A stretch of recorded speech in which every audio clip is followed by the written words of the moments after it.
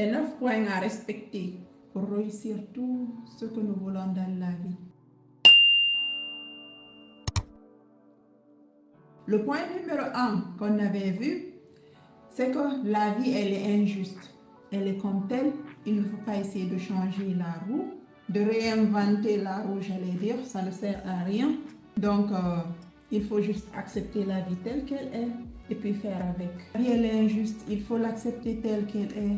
Tu ne peux pas changer, mais la seule chose qui est à ton niveau, c'est que tu peux vraiment t'adapter. Comme c'est un jeu, il vaut mieux savoir comment mieux le jouer. Elle est injuste. On ne pourra jamais rendre la vie juste. Elle est comme telle et on doit l'accepter ainsi. Donc, ça c'était le point numéro 1 qu'on avait vu. Le point numéro 2 qu'on avait vu, c'est que personne ne te doit rien. Donc, ce qui veut dire si personne ne te doit rien, inutile de compter sur les gens, inutile de compter sur les gens, inutile de s'attendre à quoi que ce soit, inutile de reprocher les autres pour des choses qu'ils n'ont pas fait pour nous. Tout ça ne nous servira à rien. Mieux vaut de compter uniquement sur le bon Dieu et après, compter sur ses propres efforts.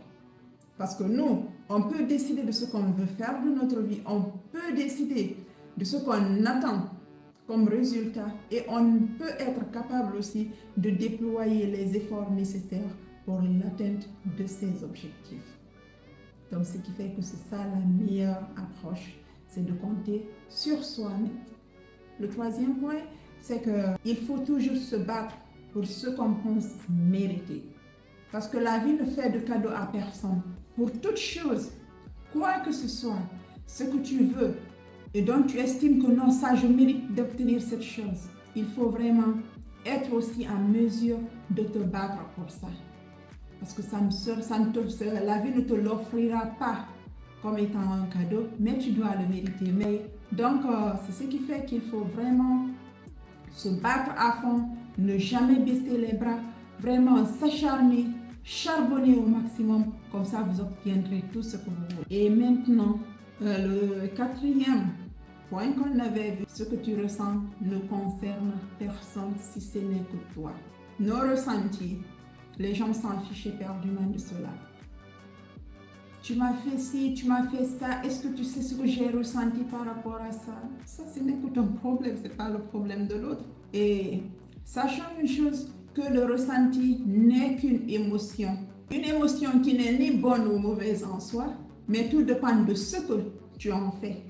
Donc, si tel est le cas, mieux vaut de tellement bien travailler sur soi que l'on puisse vraiment contrôler nos émotions, parce que ça ne sert à rien de se victimiser. Vous voyez, mais qu'on prenne nos émotions, qu'on en fait une bonne usage.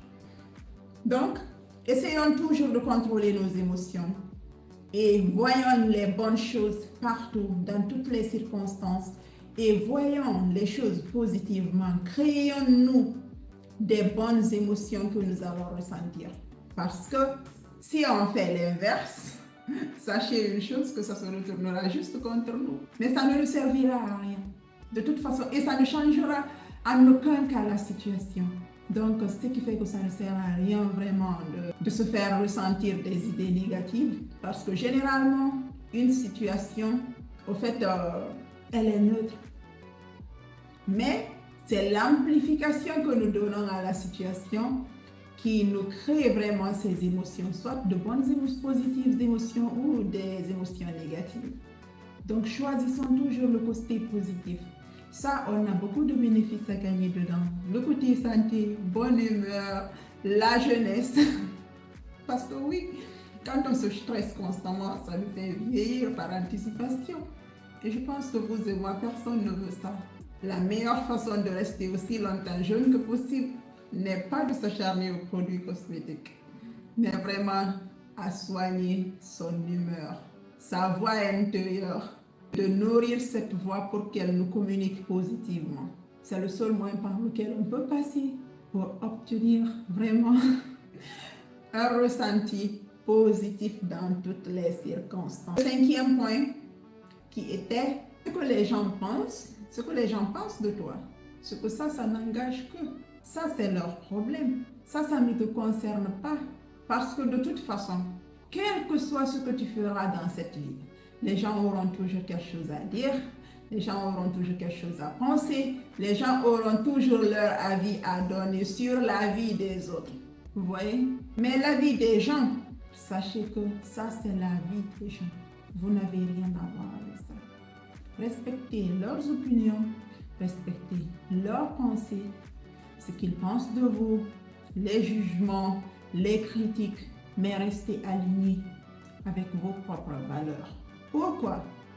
Parce que sachez une chose, quel que soit le PDX, en fin de compte, vous allez vous retrouver avec vous-même. Ce qui fait que ne faites jamais vos choix à travers les jugements des autres.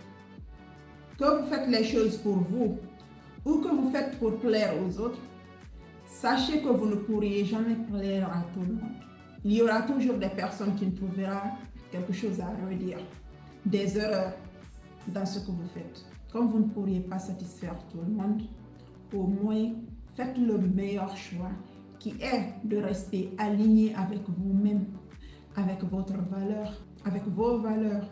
Comme vous saviez, quand je parle de valeurs, je parle avec vos principes de vie, que vous ne faites pas une action ou que vous ne dites pas quelque chose par peur d'être jugé par les autres, mais que vous le faites parce que vous voulez que ça soit fait comme ça, parce que vous appréciez les choses comme telles. Comme ça, vous aurez la conscience tranquille dans toutes les circonstances. Donc, la meilleure façon d'agir face à cela, c'est de faire le meilleur choix pour soi-même, non pas pour les autres. Le point numéro 6, c'est de se remettre en question. Qu'est-ce qui compte vraiment? Qu'est-ce qui est vraiment plus important que tout? C'est quoi le but ultime que j'ai? C'est ça le plus important, c'est ça se remettre en question. Il y a beaucoup de personnes qui ne savent pas prioriser les choses, qui ne savent pas, au fait, qui sont carrément dans le brouillard. C'est que la chose normalement qui devait être en fin de liste, au final devient à la tête de la liste. Souvent, les gens se plaignent par manque de temps. Donc, ce que je disais, il faut vraiment pouvoir se remettre en question. Se dire, quel que soit le PDX, je dois pouvoir savoir c'est quoi je dois mettre en priorité. Qu'est-ce qui compte pour moi? C'est quoi le but ultime que j'ai? Qu'est-ce que je dois mettre à la tête de la liste de mes priorités? Est-ce que cela est-il important? Qu'est-ce que ça va m'apporter? Ce que cela va m'apporter, est-ce que c'est ce qui compte vraiment? Chaque être humain doit être capable de faire cela. Parce que ça va nous permettre de gagner du temps. Il y a beaucoup de personnes qui commencent à faire les choses banales, nécessaires, mais pas importantes. Ils commencent par ça. Et lorsqu'il s'agira maintenant de faire les choses importantes, ils n'ont plus le temps parce qu'ils ont pris le temps pour les choses banales, les choses futuristes, les choses futiles. Donc, qu'est-ce qu'il faut? C'est de se réorganiser. C'est aussi simple que ça. Ça vous permettra de gagner un temps de fou. Parce qu'au final, la ressource la plus importante qu'on a, qu'on ne pourra jamais rattraper, c'est le temps. Le temps. Donc, il est important de savoir bien le gérer. Il est important de pouvoir mettre ce qui doit être en priorité. Mettre ça d'abord en avant. Vous voyez? Mais, donc, il faut vraiment très bien se planifier, pouvoir gérer son temps et le maximiser, l'optimiser très bien. Vous allez voir ce que ça va vous apporter. Si vous n'êtes pas capable, je vous ai dit, n'hésitez pas, laissez-moi un message vocal en privé. Je vais vous aider, la famille, je vais vous aider. Le 7e point, c'est que l'argent est une bonne chose. L'argent est une bonne chose, la famille. Il y a beaucoup de personnes qui voient l'argent comme étant un mal, qui dénigrent l'argent, qui dénigrent les personnes qui ont de l'argent.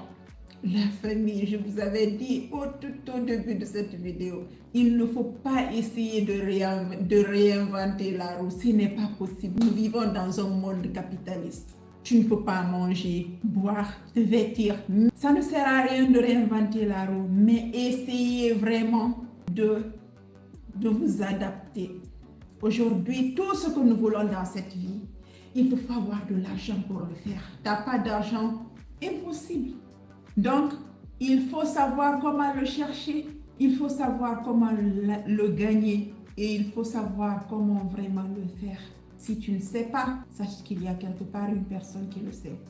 Il y a des formations, si vous avez besoin d'être guidé pour quoi que ce soit, on a des formations aussi sur l'entrepreneuriat et tout ça. Parce que comme vous le savez, moi je suis déjà chef d'entreprise, alhamdulillah. Donc si ça vous intéresse, laissez-moi un message vocal en privé. On a des formations gratuites, des formations payantes qui pourront vraiment vous aider. Mais dans cette vie, dans ce monde de 2025 dans lequel nous vivons, chaque être humain doit être en mesure de savoir comment est-ce que je peux me faire de l'argent. Parce que l'argent, le money, c'est incontournable la famille. C'est incontournable. Donc ça, il faut penser du bien d'argent, parler du bien d'argent, parler du bien des personnes qui ont de l'argent. Il faut admirer. Tu ne peux pas détester quelque chose que tu veux gagner dans ta vie. Ça va venir comment? Déjà, d'abord, tu détestes. Tu détestes toute personne qui a ça. Mais tu es dans le besoin, tu veux que ça vienne. Qui part là où on le déteste? Si c'est vous, vous irez? Non, moi non plus. Je vais que là où on m'aime. Là où on m'apprécie. Là où on me dira de bonnes choses. Alors, l'argent aussi, c'est comme ça. Ne le critiquez pas, il va vous fuir. Appréciez-le, admirez-le et battez-vous pour l'avoir, pour le gagner. Il viendra. Vous ne saviez pas comment le faire. Faites-vous aider. On a l'université qui est là, qui ne forme que des entrepreneurs. Ce n'est pas comme les universités comment je vais dire ça, qui préparent des employés qui vont obtenir un bon boulot quelque part. Non. Nous, notre université, Chevaleur Delgal TV, c'est une université qui va directement préparer des entrepreneurs. Donc, faites quelque chose. Mais l'argent, aujourd'hui que nous le voulons ou pas, c'est la clé du monde de la famille. Le 8e point est un point qui est encore crucial. On ne va pas te payer pour tes efforts, mais on va te payer pour le résultat que tu es capable d'apporter aux gens. Ça, c'est une réalité. Je vous ai expliqué par exemple moi ma propre histoire. Il fut un moment de ma vie, je travaillais et que j'étais payée à 6 euros par heure. Oui, je l'ai. 6 euros par heure, la famille. Vous imaginez pour les personnes en Occident, ça c'est une insulte. On te paye 6 euros. Moi qui suis là, on me payait ça il y avait quelques années. Mais aujourd'hui là, il m'est arrivé à un moment donné, le boulot que j'ai abandonné pour me lancer, pour créer ma propre entreprise, travailler pour moi-même, être ma propre patronne. C'était un boulot dans lequel j'étais payée à 45 euros par heure. Alhamdulillah. Donc c'est pour vous dire qu'il faut vraiment level up. Pourquoi à un moment donné, au fait, même ces 6 euros par heure là, je leur mendiais au fait, je n'avais pas une assurance dans ce travail. Parce qu'à chaque moment, j'avais le risque d'être virée. Si on ne gagnait pas une autre personne qui pouvait me remplacer, je pouvais travailler. Mais aussi longtemps qu'on gagnait une autre personne qui n'avait pas quelque chose comme moi, comme vous saviez ce que je veux dire. Hein? Là, on allait vite me mettre à côté, même avec ces 6 euros-là. J'allais encore me retrouver sans travail. C'était ça. Hein? Pourquoi? Parce que ma tête ici, là, c'était vide à l'époque. Qu'est-ce que j'ai fait pour changer la situation? C'est de me former. J'ai essayé de level up dans ma tête. J'ai augmenté ma connaissance. Je me suis formée. Et au final, les choses ont changé, alhamdulillah. Là où j'étais payée à 45 euros par heure, ce boulot, on ne m'a pas virée.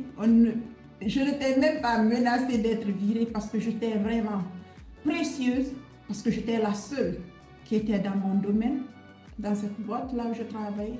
Quand j'ai dit de partir, on m'a proposé de l'augmentation pour rester. Parce qu'ils avaient besoin de moi. Sauf que moi, j'en avais marre de savoir que c'est quelqu'un qui allait me dicter à quelle heure j'allais être au travail, même si la personne me donnait combien.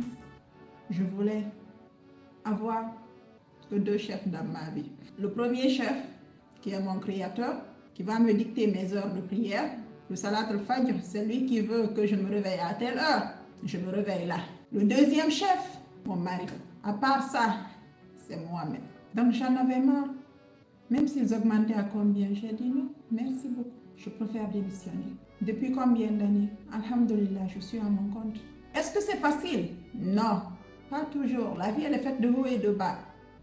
Mais on tient le coup.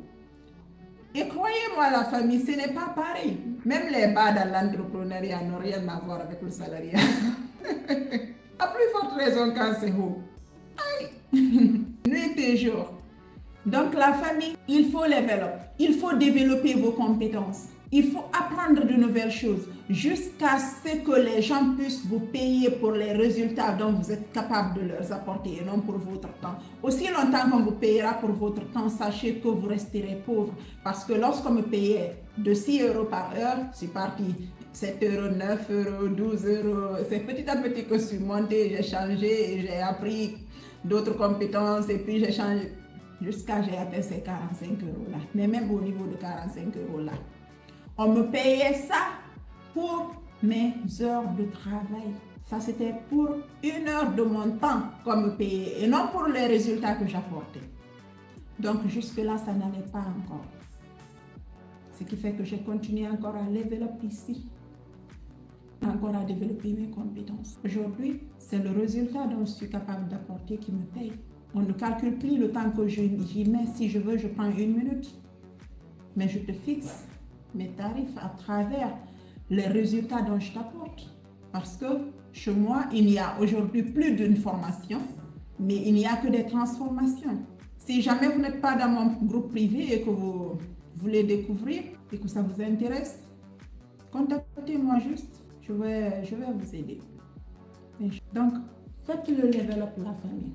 Et puis, je vais vous dire aussi le 9e point à retenir. C'est que dans la vie, on ne stagne jamais. Retenez ça. Il n'y a pas de stagnation dans la vie de la famille. C'est soit vous progressez, soit vous régressez. Libre à vous de faire le choix. Qu'est-ce que vous préférez entre les deux? Il n'y a pas un moment où vous pouvez dire, bon, à ce mois, je n'évolue pas, mais bon, ça va, je suis au même niveau. Non, non, non, non, non, non. Ce n'est pas la perte du poids. Dire que d'accord, j'ai perdu du poids, là, je maintiens ce niveau-là. Comme moi, par exemple, il y avait des années, j'étais très grosse. J'ai perdu du poids, je me suis stabilisée depuis combien d'années? Là, je suis au même niveau, j'ai le même kilo, je ne grossis pas, je ne maigris pas. Je suis là. Ma taille parfaite qui correspond exactement avec ma taille. Donc, il faut toujours progresser la famille. Sachez que la vie, elle avance à vive allure. Elle ne s'arrête pas, elle ne stagne pas. Donc, il faut vraiment évoluer il faut avancer avec la vie. Il faut filer à la vitesse de la lumière. D'accord? C'était ce que je voulais partager avec vous.